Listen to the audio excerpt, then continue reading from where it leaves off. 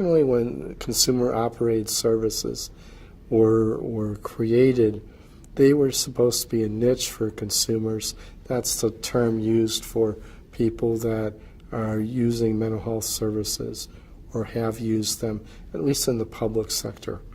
And the whole idea was that in the continuum, they had their own space where they could kind of like regroup and they could get support from each other.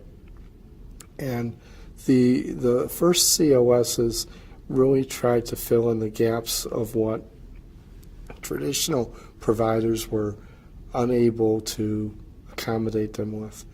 And with the changes in Medicaid, at least in Ohio, going from 1995, 1996 on, okay, consumer-operated services found themselves acquiring non-clinical programs that were the traditional backyard of traditional providers. And so we expanded ourselves because of Medicaid and then later because of recovery into a new class of providers in the behavioral health care system. And most people don't realize that.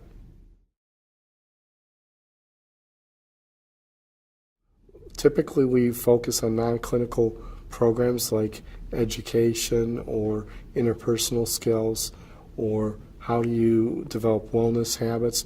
And every COS in Ohio is slightly different on that. We try to have programs at Bridges that basically reinforce those perspectives so that consumers basically have a YMCA model, but it's kind of like a college curriculum. We encourage people to take orientation and then move into, the first level, which would be the adult drop-in center, and then we have small groups on interpersonal skills, and then we have groups on wellness. And thanks to the development of food management by my wife, we're able to work on living skills, which used to be the responsibility of case managers, but under the new Medicaid rules, they don't have enough time to spend with the ordinary client. So we're picking up the slack because living skills leads to a solid foundation for recovery, which leads to wellness, which leads to integrated care. And overall, that helps the client and their quality of life, and it reduces cost. Well, two reasons. First, the idea that people that are mentally challenged are not capable of improving themselves is really a fallacy.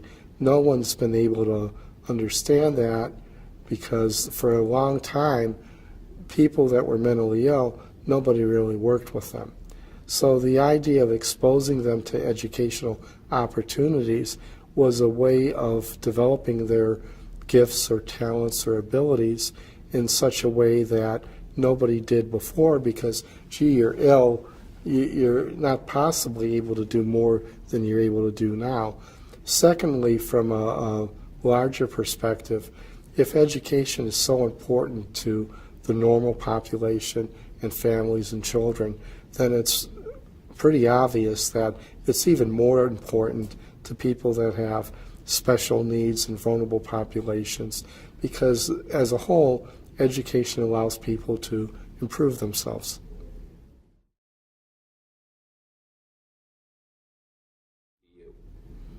Well, actually, I just thought of it for the longest time as just something on my to-do list. Yeah, okay, I got the award. What's the next thing I got to do? It didn't sink in until I actually arrived here in Anaheim. It's humbling. I mean, in the first place, you're representing all the other COSs because you're the first COS director that's been recognized as such. Secondly, it represents something that other consumers can achieve and surpass, because if I've been able to do it, then there's others out there that are able to equally be as important and recognized for their contributions. It's like the galaxy doesn't just have one sun or one planet. There's room for a lot of things out there. And I think that, I'm one of the more fortunate people. I was able to complete my education before I became ill. I have a circle of friends outside the mental health field. I have, a situation where, my health is stable in large part to variables that many other consumers don't have at this time. And so, it's another reason why, being a role model is very humbling, because there's other people with other talents that are much better in what they're capable of. They just need time to have somebody work with them.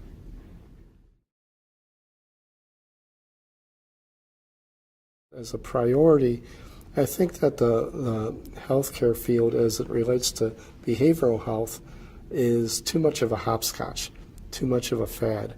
And right now, there's too much emphasis on outcomes and investment in IT. When it comes down to it, mental health is labor intensive.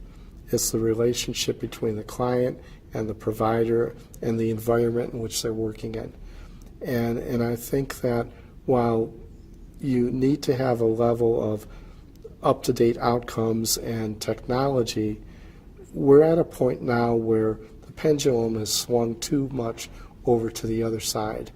And you forget about the amount of time that it needs for the client to adjust and move forward, and you're spending more time with computers and spreadsheets, and I think there needs to be a rebalance, because at the end of the day, real healthcare reform is still the movement of the client and their quality of life.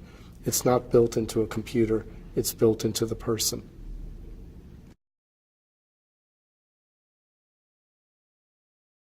Don't.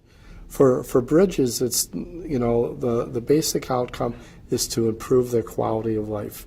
And to do that, we work very hard to basically have the individual understand that having a diagnosis is a speed bump more than a death sentence.